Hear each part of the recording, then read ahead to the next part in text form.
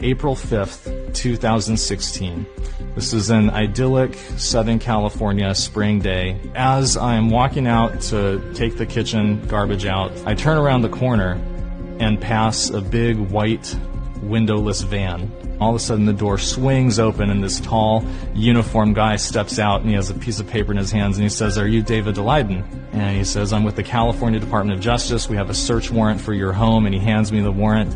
And I think to myself, oh gosh, what's going to happen next? So about 5 or 6 California DOJ agents started stomping through my apartment, the other 5 of them standing on the lawn outside. Some of them were armed with AR-15s, some of them had canine dogs with them. They had come for me.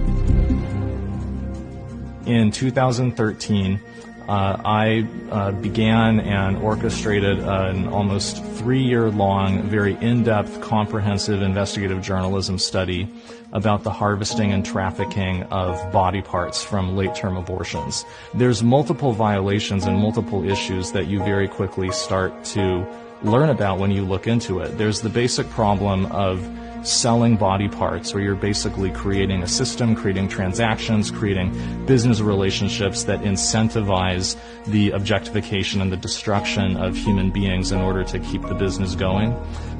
So for about 30 months, we went undercover with the explicit purpose of partnering with some of the biggest Planned Parenthood abortion clinics in the country to send their technicians in, harvest body parts from the abortions that were being done that day, and then package up the parts and ship them off to different customers all around the country, sometimes around the world. In July of 2015, we began to release the Undercover video series. I had been hoping that this was something that would, that would maybe generate 100,000 views or something. Instead, what happened was even bigger than I could have imagined. Within less than a week, we had close to 3 million views on YouTube of the first video, and multiple congressional committees announcing that they were launching federal investigations of Planned Parenthood's involvement in fetal trafficking and fetal experimentation. The truth got out there, and the words of Planned Parenthood's own leadership describing their organization's participation in these activities went viral and was being publicized for the whole world to see. Looking back on it from the information that we know now, I now know what was going on was that Kamala Harris, at the explicit instruction of Planned Parenthood, had targeted me, and me alone, among all undercover video news gatherers in the state of California, to enforce the California video recording law against me and to punish me for speaking the truth about her powerful campaign donors at Planned Parenthood.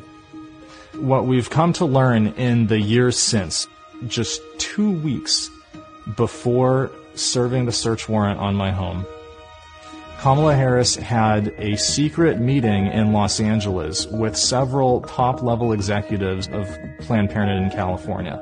We then found out from the California DOJ investigator reports that Planned Parenthood's top lawyer in California had specifically instructed the California DOJ agents that Planned Parenthood wanted the video equipment and the computers that I was using to publish the videos to be seized, in order to shut me up, in order to prevent me from continuing to publish the truth about Planned Parenthood's involvement in fetal trafficking, and in order to punish me for speaking out with a message that was disfavored by Planned Parenthood and by Kamala Harris in the state of California. I think what people have to understand about organizations like Planned Parenthood and about their political backers like Kamala Harris is that they're shameless, and they will do whatever they have to do in order to promote their agenda. They'll say whatever they have to say, and they are not afraid to use every bit of power at their disposal to force their agenda through. Kamala Harris is the single greatest threat to First Amendment civil liberties that our country has ever seen. If Kamala Harris is elected to be a heartbeat away from the highest office in the United States of America, you will have someone in the White House who has a radical contempt and disrespect for First Amendment civil liberties, someone who believes that she's entitled to use the powers of her office in order to punish the viewpoints of citizens who disagree with her.